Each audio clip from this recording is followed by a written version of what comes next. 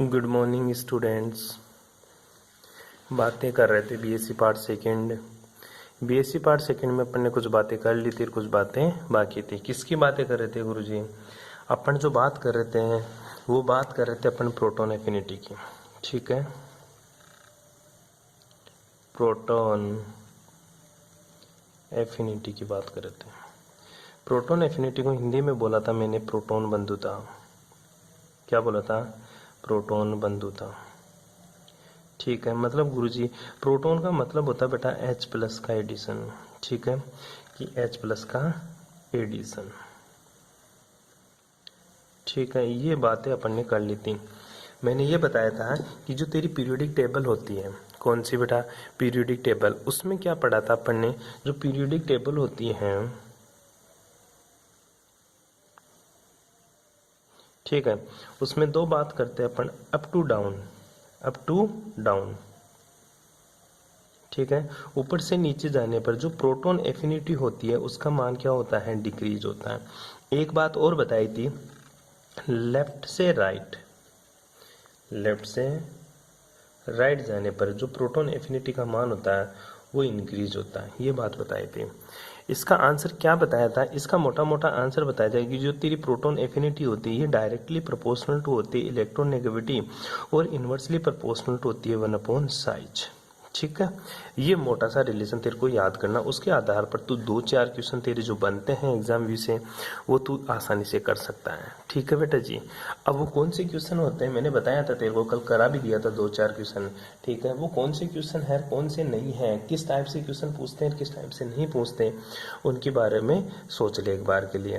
पहली चीज, जो प्रोटॉन एफिनिटी है ना, इसकी सहायता से अपन इस चीज का अंदाजा लगा सकते हैं कि कौन सी रिएक्शन, कौन सी तो अभिक्रिया, कौन सी अभिक्रिया होगी और कौन सी अभिक्रिया नहीं होगी। इस बात का अंदाजा किससे लगाते हैं अपन? प्रोटॉन एफिनिटी की बात से, प्रोटॉन एफिनिटी के द्वारा। ठीक है, अभिक्रिया होगी या नहीं होगी इस बात का पता किससे लगता अपन को? प्रोटॉन एफिनिटी से। दूसरी बात, प्रोटॉन एफिनिटी के द्वारा अपन इस चीज का भी पता लगा सकते हैं कि जो रिएक्शन होती है, जो अभिक्रिया होती है, रिएक्शन की डायरेक्शन क्या होगी। ठीक है, कि जो अभिक्रिया होगी वो कौन सी दिशा में होगी। डायरेक्शन का मतलब जो अभिक्रिया होगी वो मेरी फॉरवर्ड डायरेक्शन में होगी या फिर मेरी जो रिएक्शन है वो बैकवर्ड डायरेक्शन में होगी। ठीक है, फॉरवर्ड का मतलब होता है अग्र दिशा में होगी या फिर मेरी रिएक्शन है पश्चिम दिशा में होगी। इस बात का अंदाजा भी अपन किससे लगा सकते हैं? प्रोटॉन एफिनिटी के मान से। ठीक है, ध्यान देना, जिसकी प्रोटॉन एफिनिटी, तीसरी बात बता रहा हूं, ठीक है, जिसकी प्रोटॉन एफिनिटी, क्या बेटा? जिसकी प्रोटॉन एफिनिटी का मान मैक्सिमम होगा यानी उच्च होगा, जिसकी प्रोटॉन एफिनिटी का मान क्या होगा? मैक्सिमम होगा। वो क्या करेगा जिसकी प्रोटॉन एफिनिटी का मान, वो क्या करेगा जिसकी प्रोटॉन एफिनिटी का मान मिनिमम होगा, उसको क्या करेगा? उससे क्या कर लेगा? आसानी से प्रोटॉन एक्सेप्ट कर लेगा। मोटी मोटी बात समझ, जिसकी प्रोटॉन एफिनिटी का मान मैक्सिमम होगा, ज्यादा होगा, वो अपने से कम प्रोटॉन एफिनिटी वाले से आसानी से प्रोटॉन एक्सेप्ट कर लेता है, आसानी से प्रोटॉन ग्रहण कर लेता है। अगर जिसकी प्रोटॉन एफिनिटी का मान ज्यादा है वह अपने से कम प्रोटॉन एफिनिटी वाले से प्रोटॉन ग्रहण कर लेता है। यही चीज बताती है कि मेरी कौन सी अभिक्रिया होगी, कौन सी अभिक्रिया किस दिशा में जाएगी। आई बात समझ में? इसको एक एग्जाम्पल से समझते हैं। एग्जाम्पल लेता हूं मैं। ठीक है, मैं तेरे को दे दिया NH4+। क्या दे दिया? NH4+। इसकी रिएक्शन मैंने करवा दी OH- से। ठीक है, ये अभिक्रिया होगी या नहीं होगी इस बात का पता कैसे चलेगा? गुरुजी बनेगा क्या प्रोडक्ट? NH3+ H2O बन जाएगा। क्यों? ये H+ ये ले लेगा, H2O की फॉर्म में चला जाएगा। अब देखना है प्रोटॉन एफिनिटी का मान किससे चेक करेंगे अपन? प्रोटॉन एफिनिटी का मान किससे चेक करेंगे। अब तुझे बेटा एक तो इसको देखना और दूसरा इसको देखना।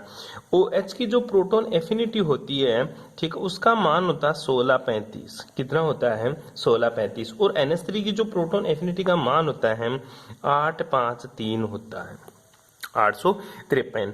तो प्रोटॉन एफिनिटी का मान किसका ज्यादा? बेटा गुरुजी प्रोटॉन एफिनिटी का मान OH माइनस का ज्यादा होता है। किसका ज्यादा होता है? OH माइनस का। तो OH माइनस क्या करेगा? NH4 प्लस से हाइड्रोजन खींच के H2O बना लेगा। OH माइनस क्या करेगा? अपने से कम प्रोटॉन एफिनिटी वाले, या इसको मान ले NH4 प्लस की प्रोटॉन एफिनिटी 853, इससे एक इलेक्ट्रॉन खींचकर क्या बना देगा? H2O बना देगा और इसको किस में फ्री कर देगा? NH3 में। NH3 की जो प्रोटॉन एफिनिटी 853 है, OH माइनस की प्रोटॉन एफिनिटी क्या है? 1635 है। दोबारा समझना, इस लाइन का मतलब इससे बहुत मुश्किल से समझ में आता है। मैं बोल रहा जिसकी प्रोटॉन एफिनिटी का मान ज्यादा होगा वह अपने से कम प्रोटॉन एफिनिटी वाले से इलेक्ट्रॉन या प्रोटॉन खींचकर क्या कर लेगा? प्रोडक्ट बनाएगा। तो गुरुजी अपन तो इसकी बात करेंगे ना, इसको क्यों कंपैरिजन कर रहा है? देख बेटा, अगर NH3 की प्रोटॉन एफिनिटी का मान 853 है, क्या है? 853, तो ही इसने, इसकी प्रोटॉन एफिनिटी का मान कम था तो ही इसने NH4 प्लस के रूप में अपना H प्लस दे दिया और खुद NH3 की फॉर्म में आ गया। तेरे ये नहीं समझ में आता तो इतना सा ध्यान रखना, ये प्रोटॉन एफिनिटी का मान अगर तेरे समझ में नहीं आता तो इतना सा ध्यान रखना, और नाइट्रोजन और ऑक्सीजन में प्रोटॉन एफिनिटी का मान किसका ज्यादा होता है? गुरुजी सिंपल सी बात है, प्रोटॉन एफिनिटी का मान OH का ज्यादा होता है नाइट्रोजन और ऑक्सीजन में। क्यों? क्योंकि वर्ग में बाएं से दाएं जाने पर प्रोटॉन एफिनिटी का मान बढ़ता है। क्यों? क्योंकि इलेक्ट्रोनेगेटिविटी का मान बढ़ता है और साइज का मान घटता है। तो ऑक्सीजन और नाइट्रोजन में प्रोटॉन एफिनिटी का मान ऑक्सीजन का ज्यादा होता है, नाइट्रोजन का कम होता है। इसलिए नाइट्रोजन क्या करेगा? अपना H इसको दे देगा, प्रोटॉन इसको दे देगा, ये इससे प्रोटॉन खिंच जाएगा। क्यों? क्योंकि OH की प्रोटॉन एफिनिटी का मान ज्यादा होता है, इसलिए प्रोडक्ट बन जाता है। कोई दिक्कत है? चल दूसरे एग्जांपल की बात करते हैं। एक मैं तेरे को एग्जांपल दे दूं NH2H प्लस, ठीक है, और साथ में तेरे को दे दिया H2O, साथ में तेरे को क्या दे दिया? H2O। तू बता क्या ये रिएक्शन होगी? बिल्कुल सिंपल सी बात है गुरुजी, तू मेरे को प्रोटॉन एफिनिटी का मान दे या मत दे, लेकिन मेरे को पता है N2H प्लस है ना, इसमें नाइट्रोजन है, इसमें ऑक्सीजन है, तो नाइट्रोजन की तुलना में ऑक्सीजन की प्रोटॉन एफिनिटी का मान ज्यादा होता है, इसलिए ये ऑक्सीजन इससे H प्लस खींच जाएगा और क्या हो जाएगा? N2 को तो फ्री कर देगा और साथ में H3O प्लस का फॉर्मेशन कर देगा। यह अभिक्रिया होगी, ये विक्रिया होगी। क्यों? क्योंकि H2O की प्रोटॉन एफिनिटी का मान ज्यादा होता है किससे? ऑक्सीजन से। H2O की प्रोटॉन एफिनिटी का मान ज्यादा होता है N2H से, इसलिए H2O N2H से H प्लस खींच जाता है, इस रिएक्शन को प्रोसीड करवा देता है। आई बात समझ में? तेरे क्वेश्चन यही आता है, कौन सी विक्रिया होगी, कौन सी विक्रिया नहीं होगी, और कौन सी विक्रिया कैसे होगी, यही तेरे क्वेश्चन आता है बेटा। ठीक है, इसी तरह का क्वेश्चन तेरे को करना है। ठीक है, दूसरा बताता हूँ एक तेरे को, मैंने तेरे को दे दिया NH3 plus sorry NH4 plus, क्या तेरा? NH4 प्लस प्लस PH3, ठीक है, NH4 प्लस प्लस PH3, ये अभिक्रिया मैंने तेरे को दे दी एक। ठीक है, इस अभिक्रिया में क्या करना है तेरे को? सिंपल सी बात है, इस रिएक्शन में मुझे ये देखना है गुरुजी कौन सी रिएक्शन होगी और कौन सी रिएक्शन नहीं होगी। ये तेरा NH3 है, ठीक है, ये तेरा PH3 है। मैं तेरे से पूछ रहा हूँ कि जो रिएक्शन है ना NH4 प्लस प्लस PH3 वाली, इस किससे प्रोडक्ट क्या बनेगा? पहले ये देख, प्रोटॉन, ये फास्फोरस है, ये नाइट्रोजन है, तो न्यूजीलैंड और पाकिस्तान नीचे आता है, नीचे जाने पर प्रोटॉन एफिनिटी का मान घटता है। तो बता क्या PH3 NH4 प्लस से, क्या PH3 NH4 प्लस से, क्या PH3 NH4 प्लस से H प्लस खींच पाएगा? गुरुजी नहीं खींच पाएगा। क्यों? क्योंकि फास्फोरस की जो प्रोटॉन एफिनिटी होती है उसका मान कम होता है, और जो नाइट्रोजन की प्रोटॉन एफिनिटी होते हैं उसका मान ज्यादा होता है। तो नाइट्रोजन से हाइड्रोजन खींचना फास्फोरस के बस की बात नहीं है, तो यह विक्रिया नहीं होगी, तो यह विक्रिया नहीं होगी। क्या NH4 plus PH4 plus NH3, क्या ये उत्पाद बनेगा? बिल्कुल ये उत्पाद नहीं बनेंगे, क्योंकि विक्रिया ही नहीं होगी तो उत्पाद कहाँ से बनेंगे? सिंपल सी डेफिनेशन आपको याद रखनी। इसी तरह मैं चलूं कि फिर क्या गुरुजी PH4 प्लस है, ठीक है, और मैं ये तेरे को बोल दूं NH3 है यहाँ पे, क्या ये अभिक्रिया होगी? अब देख चेक करते हैं, नाइट्रोजन की प्रोटॉन एफिनिटी का मान ज्यादा होता है और फास्फोरस की प्रोटॉन एफिनिटी का मान क्या होता है? कम होता है। हालांकि तुम्हें इनकी वैल्यू देगा, इसकी प्रोटॉन एफिनिटी का मान भी देगा और इसकी प्रोटॉन एफिनिटी का मान भी देगा। मैथमेटिक्स टर्म देंगे तो उसको देखकर तो अंदाजा लगा सकता है कि इसकी प्रोटॉन एफिनिटी ज्यादा होगी, पर तेरे को वैल्यू ना दे तो तेरे को फिर वही रिलेशन याद रखना, आवर्त सारणी में बाएं से दाएं जाने पर प्रोटॉन एफिनिटी का मान बढ़ता है, ऊपर से नीचे जाने पर प्रोटॉन एफिनिटी का मान घटता है। तो नाइट्रोजन की प्रोटॉन एफिनिटी ज्यादा होती है फास्फोरस से, तो प्रोडक्ट क्या बन जाएगा तेरा? NH4 प्लस PH3, ये रिएक्शन प्रोसीड होगी। इसी तरह मैं तेरे को बताऊं क्यों हुआ ऐसा, क्योंकि proton affinity of NH3 is greater than proton affinity of PH4। ठीक है, यहां पे रिएक्शन क्यों नहीं हुई? क्योंकि proton affinity of NH4 plus is greater than proton affinity of PH3, तो ये रिएक्शन नहीं हुई। आगे चले, ठीक है। इसी तरह और बातें करते थोड़ी सी कि गुरुजी मैं बात एक रिएक्शन दे दूं तेरे को, ठीक है, वो रिएक्शन करके बता देगा कि तू, जैसे मैंने तेरे को दिया NH4 प्लस एक रिएक्शन दे रहा हूं मैं तेरे को NH4 प्लस P, यहाँ पे PH3 था, यहाँ पे H को हटाकर मैंने क्या लगा दिया? CH3 का होल थ्राइज, CH3 का होल थ्राइज। क्या ये रिएक्शन होगी गुरुजी? बिल्कुल बेटा जी, आप चेक करते हैं नाइट्रोजन और फास्फोरस में, नाइट्रोजन और फास्फोरस से मेरे को पता चलता है फास्फोरस की प्रोटॉन एफिनिटी कम होती है, नाइट्रोजन की प्रोटॉन एफिनिटी ज्यादा होती है। तो नाइट्रोजन गुरुजी H+ अपना प्रोटॉन फास्फोरस को नहीं देगा, लेकिन अपन अगर फास्फोरस को ही देखें तो काम गड़बड़ हो जाएगा। साथ में कौन सा ग्रुप जुड़ा हुआ है गुरुजी? CH3 ग्रुप जुड़ा हुआ है। कौन सा ग्रुप है? CH3। यहाँ पे तो हाइड्रोजन ग्रुप जुड़ा हुआ था इसलिए इसका कोई इफेक्ट नहीं लग रहा था, लेकिन CH3 का तेरा प्लस आई इफेक्ट लगता है। कौन सा इफेक्ट लगेगा बेटा? तेरा प्लस आई इफेक्ट लगता है, जिसकी वजह से इसकी प्रोटॉन एफिनिटी पूरे कंपाउंड्स की NH4 प्लस से ज्यादा हो जाती है। तो यहाँ तो लिखिएगा proton affinity of NH4 plus is less than proton affinity of PH3 CH3 का होल थ्राइज। ठीक है, क्यों? क्योंकि जो CH3 है ना, इसका CH3 का प्लस आई इफेक्ट लग जाता है, जिसकी वजह से proton affinity of phosphorus increase हो जाती है और ये रिएक्शन प्रोसीड होती है। कैसे होती है? PH प्लस और यहाँ पे तेरा CH3 का होल थ्राइज और साथ में क्या निकल जाता तेरा? NH3। हालांकि तेरे को इसकी वैल्यू देगा, इसकी भी वैल्यू देगा, उसको देखकर भी तू पता लगा सकता है, तेरे को रटने की जरूरत ही नहीं है। ठीक है, जिसकी प्रोटॉन एफिनिटी ज्यादा वो पास वाले से हाइड्रोजन खींच लेगा। ठीक है, आगे चलू इसी तरह से। ठीक है, मैं तेरे को बताता हूँ N2H प्लस। ठीक है, तो खुद करेगा एग्जांपल। एक में तेरे को दे दिया N2H प्लस और साथ में क्या दे दिया? H2O। क्या ये विक्रिया होगी या नहीं होगी? करके दिखाना। एक में तेरे को दे देता हूँ H माइनस प्लस H2O। क्या ये विक्रिया होगी या नहीं होगी? एक में तेरे को रिएक्शन दे देता हूँ H2O प्लस NH3। ठीक है, तू बताना क्या ये विक्रिया होगी या नहीं होगी। एक तेरे को एग्जाम्पल दे देता हूँ मैं, कौन सा? HCl plus H2O। ठीक है, तो क्या ये विक्रिया होगी या नहीं होगी? रिएक्शन करके दिखाओगे सारी की सारी मेरे को। ठीक है, यही तुम्हारे लिए होमवर्क रहेगा घर के लिए। ठीक है बेटा, ध्यान देना। ठीक है, अब छोटे से 2-4 क्वेश्चन अपन देखते हैं। क्वेश्चन क्या आता है कि जो H2S है ना, H2S की तुलना में H2S की तुलना में HF प्रबल अम्ल होता है। ठीक है, क्यों? H2S की तुलना में HF प्रबल अम्ल होता है, क्यों?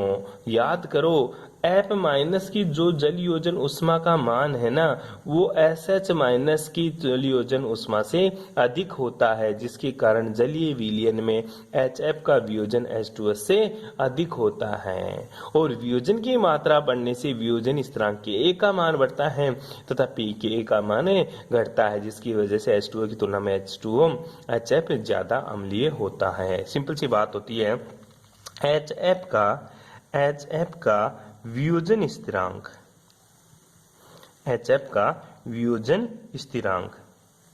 ठीक है, वियोजन स्थिरांक को किसे दिखाएंगे? Ka से, क्योंकि अम्ल है वो ज्यादा होता है किसके? H2S के वियोजन स्थिरांक से। ठीक है, इसकी वजह से HF जल में जल में HF, जल में फास्टली क्या बेटा, फास्टली H+ आयन डोनेट करते हैं, जबकि H2S बहुत स्लो क्या करते हैं, H+ डोनेट करते हैं। ठीक है, इसके साथ ही मैं Ka की बात और करूँ तो तेरा Ka क्या होता है बेटा, कंसंट्रेशन ऑफ H+ जैसे HF की बात करें नो, कंसंट्रेशन ऑफ H+ और concentration of F- divided by concentration of HF है। इसी तरह ये Ka1 है। और H2S की बात करें तो Ka2 हो जाएगा इसका मान क्या आएगा, कंसंट्रेशन ऑफ H+ और concentration of HS minus divided by concentration of H2S।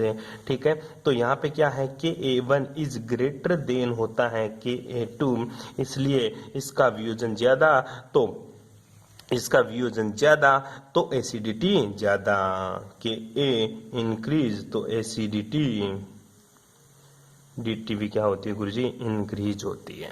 आई बात समझ में, छोटी छोटी बातें आप लोगों को मैंने बताई। pKa क्या होता है बेटा, जैसे तेरा pH क्या होता है, माइनस का log of 10 base concentration of H+ होता है, उसी तरह तेरा pKa क्या होगा गुरुजी, pKa भी उसी तरह होगा, माइनस का log 10 base concentration of Ka। ठीक है, ये तेरा pKa होता है। तो Ka बढ़ेगा तो pKa का मान घटेगा, क्यों घटेगा, क्योंकि गुरुजी माइनस का लग गया चिन्ह, क्या लग गया, माइनस का चिन्ह लग गया। अगर Ka बढ़ेगा, ठीक है, तो pKa घटेगा, क्यों, माइनस में वैल्यू बढ़ेगी pKa की, किसमें बढ़ेगी, माइनस लगा हुआ है ना, तो Ka बढ़ेगा तो log 10 बेस Ka का मान बढ़ता जाएगा बढ़ता जाएगा बढ़ता जाएगा, माइनस में बढ़ता जाएगा, और माइनस में कोई चीज ज्यादा होती है मतलब उसका प्लस में मान कम होता है। ये बातें आपको ध्यान में रखनी है बेटा जी। कर लोगे ऐसे क्वेश्चन। अब पढ़ेंगे अपन ब्रोंस्टेड अम्ल की प्रबलता। क्या पढ़ेंगे, ब्रोंस्टेड अम्ल की प्रबलता। क्या होती है ब्रोंस्टेड अम्ल की प्रबलता, वो देखिएगा एक बार। ठीक है, देख ब्रोंस्टेड अम्ल पढ़ रहे अपन। ठीक है, ब्रोंस्टेड लोरी सिद्धांत क्या था, ठीक है, ब्रोंस्टेड अम्ल तथा क्षार की प्रबलता, ठीक है, कौन सा ज्यादा अम्ल होगा कौन सा ज्यादा क्षार होगा, ये किस पे डिपेंड करता है वो देखते हैं अपन। ठीक है, सबसे पहले अम्ल की प्रबलता देखते हैं, किसकी, अम्ल की प्रबलता, कौन सा ज्यादा अम्ल होगा कौन सा ज्यादा क्षार होगा वो देखते हैं। सबसे पहले ध्यान देना बेटा, अम्ल की प्रबलता का मतलब होता है H+, concentration of H+ increase.